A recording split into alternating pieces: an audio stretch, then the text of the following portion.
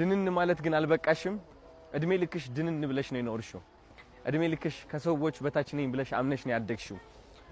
ስራ መጀመር ፈልገሻል፣ ቢዝነስ መጀመር ፈልገሻል፣ ሶሻል ሚዲያ መጀመር ፈልገሻል። ራስሽን ተመልከቺው። ስቲል አሁንም ራስሽን እየደበቅሽ ነው ያለሽው። እየሸሸሽ ነው ከሰዎች እንዳይተርቡሽ፣ እንዳይስቁብሽ። እንደዚህ ብለሽ እስከ መቼ ነው መኖር የምትፈልጊው? መቼ ነው የምትወስኚው? መቼ ነው በቃኝ ብለሽ ወደፊት የምትጓዡ? ቢካዝ ልንገርሽ፣ ሁላችንም ስኬታማ የመሆን እድል ተሰጥቶናል። አንድ ሰው ተቀባ፣ በእግዚአብሔር ተቀባ የሚባለው ያ ሰው ሰዎችን መፍራት አቁሞ እግዚአብሔርን መፍራት ሲጀምር ነው። አንቺ ግን ልንገርሽ፣ እግዚአብሔርን አትፈሪውም። እግዚአብሔር ብትፈሪ ኖሮ ሰዎች መፍራት ታቆሚ ነበረ። እቺ ህይወት በጣም አጭር ነች። 1000 ዓመት እንዳለሽ መኖር ለምደሻል። አንቺ ነገ የማትሞቺ ነው የሚመስልሽ። ካጠገብሽ ያሉት ሰዎች ዘላለማዊ ይመስሉሻል። ዘላለማዊ አይደሉም። እነሱ ሰዎች ተንቀሳቃሽ ናቸው፣ ይቀየራሉ። አዲስ ሰው ይመጣል፣ የድሮ ሰው ይሄዳል፣ የድሮ ሰው ተመልሶ ይመጣል፣ እንደገና አዲሱ ሰው ይሄዳል። ህይወት እንደዚች ነች። ለሚመጣው ለሚሄደው ለማስደሰት ሞክረሽ ራስሽን ድንን የምትይ ከሆነ ወደ ምንም ደረጃ መድረስ አትችይም። በረከታችን ሲቃረብ ለምን ፈተና እንደሚበዛብን ላስረዳችሁ እፈልጋለሁ።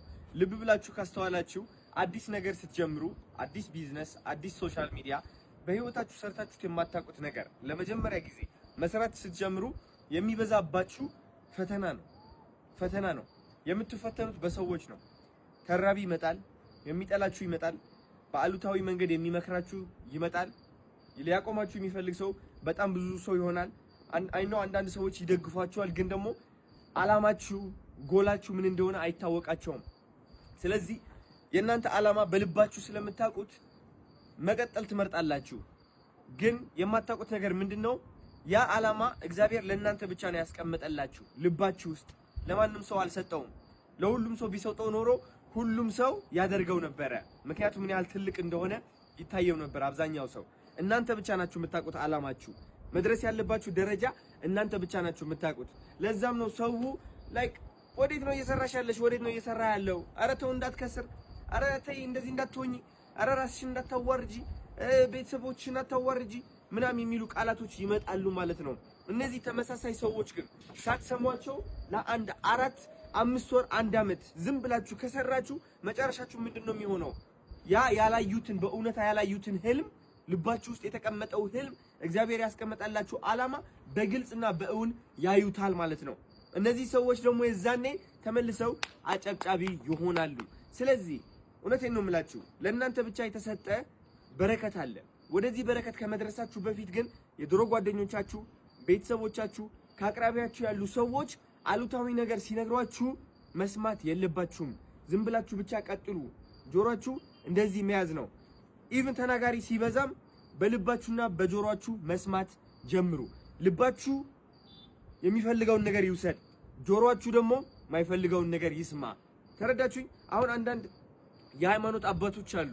እነዚህ የሃይማኖት አባቶች ታክሲ ውስጥ ሲገቡ ዘፈን ይመጣል። ዘፈን መስማት አይፈልጉም አይደል እንዴ? ግን አቁመው ዘፈኑን ብለው ቆውጢ ማድረግ አይችሉም። ምንድነው የሚያደርጉት እነዚህ አባቶች? በጆሮአቸው ነው የሚሰሙት፣ በልባቸው አይሰሙም። ስለዚህ እናንተም አሉታዊ የሆነ ምክር፣ የማይጠቅማችሁ የፍራቻ ምክር ከመጣ ወደ ህይወታችሁ በልባችሁ ሳይሆን በጆሮአችሁ ስሙት። 2 ጆሮ ተሰጥቶናል። በዚህ ያስገቡትና በዚህ ማውጣት ትችላላችሁ። ልባችሁ ግን እዚህ ነች ያለችው። ወደዚህ ያስገባችኋት ምክር የማትጠቅማችሁ ከሆነ እሷ ምክር እጃችሁን ይዛ ትቆጣጠራችኋለች። ቢዝነሳችሁ መጀመርም እየፈለጋችሁ መጀመር ያቅታችኋል። ዘፋኝ መሆን እየፈለጋችሁ ዘፋኝ መሆን አትችሉም። በራሳችሁ አትተማመኑም። ሁሌም ራሳችሁ እየደበቃችሁ ትኖራላችሁ ማለት ነው። የራሱ በረከት ትቶ የሰው በረከት የሚኖር ሰው ሁሌም ስቃይ ውስጥ እንደሆነ ታውቃላችሁ። እግዚአብሔር የራሳችን በረከት ሰጥቶናል። ሁላችንም የየራሳችን መክሊት ሰጥቶናል። የየራሳችን አላማ መድረስ ያለብን ደረጃ አለ በውስጣችን እግዚአብሔር ያሳየን። ግን እሱን እየካድን የሰው ኑሮ፣ የሰው በረከት፣ የሰው ደስታ እያየን እምንቀና፣ ራሳችን የምናወዳደር፣ የራሳችን በረከት የምናሳንስ፣ አሁን ያለንበት ደረጃ የምንረሳ ከሆን ሁሌም ስቃይ ላይ እንኖራለን። እውነቴን ነው የምላችሁ። ልብ ብላችሁ ካስተዋላችሁ አንድ ሳይክል የሚነዳ ሰው ሌላ መኪና የሚነዳ ሰው ካየ በዛ መኪና የሚነዳ ሰው ይቀናል። ያ መኪና የሚነዳ ሰው ደግሞ የበለጠ መኪና ያለው ያስቀነዋል። ያ የበለጠ መኪና ያለው ደግሞ ሌላ ቤት የገዛ ጓደኛው ያስቀነዋል። ያ ቤት የገዛ ጓደኛው ደግሞ እንደዛ ላይ ይቀጥላል። ተረዳችሁኝ? ስለዚህ ሁሌ ምኞት አያልቅም። ባይ ዘ ወይ ምኞት አያልቅም። ግን ምኞት መመኘትና የሌላ ሰው ምኞት መመኘት የተለያዩ ናቸው። አሁን ለምሳሌ እኔ ላይክ መኪና ፈልጋለሁ። መኪና የምፈልገው ግን ያ ሰው መኪና አለውና እኔም እዛ ደረጃ መድረስ አለብኝ ብዬ ተናድጄ የዛ ሰው በረከት አይቼ ለምን እኔን አልሰጠኸኝም ብዬ አይደለም ያ መኪና የምፈልገው። መኪና የምፈልገው ጀስት መንዳት ስለምወድ ነው።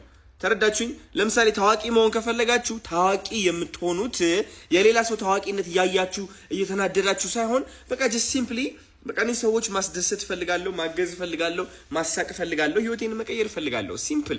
ተረዳችሁኝ? ይህ ማለት በረከታችሁ ውስጥ ትሆናላችሁ ማለት ነው። የራሳችሁ በረከት ትታችሁ የሰው በረከት ላይ እያፈጠጣችሁ እየተናደዳችሁ እየተወዳደራችሁ የምትውሉ ከሆነ ግን የራሳችሁ በረከት ታጡታላችሁ። ይህ ማለት ደግሞ ደስታ መቼም ሊመጣ አይችልም። ለዛም ነው ደስታ የሚመጣው ከእግዚአብሔር ነው የምላችሁ። ከእግዚአብሔር ነው። ያለህበት ደረጃ ሁሌም ከዛ ደረጃ የበለጠ ሰው አለ። ልንገራችሁ ኢቭን አዶናይ አሁን ካለሁበት እኔ ቀና ብዬ የምመለከታቸው በጣም ብዙ ታላላቅ ቲክቶከሮች አሉ በኢንተርናሽናል ደረጃ። አሁንማ በጣም ግን እሱ ነገር ያስደብረኛል ወይ? እሱ ነገር በረከቴን እንድረሳ ያደርገኛል ወይ? ኖ አያደርገኝም።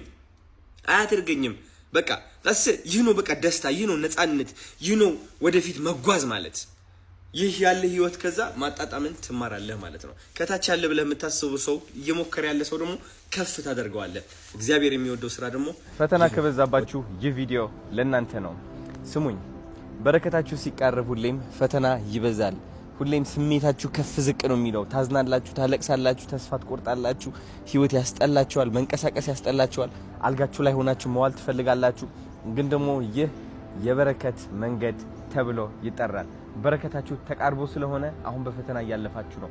አንድ ጥያቄ የምጠይቃችሁ እናንተን ተስፋ እንዳትቆርጡ ብቻ። ሁሌም ነገ የበለጠ ቀን እንደሚሆን በልባችሁ አውቃችሁ ተራመዱ፣ ቀና በሉ፣ ዝቅ እንዳትሉ፣ ራሳችሁ እንዳታሳፍሩ፣ ራሳችሁ እንዳትደብቁ። እግዚአብሔር ከጎናችሁ አለ። ሁሌም እወዳችኋለሁ።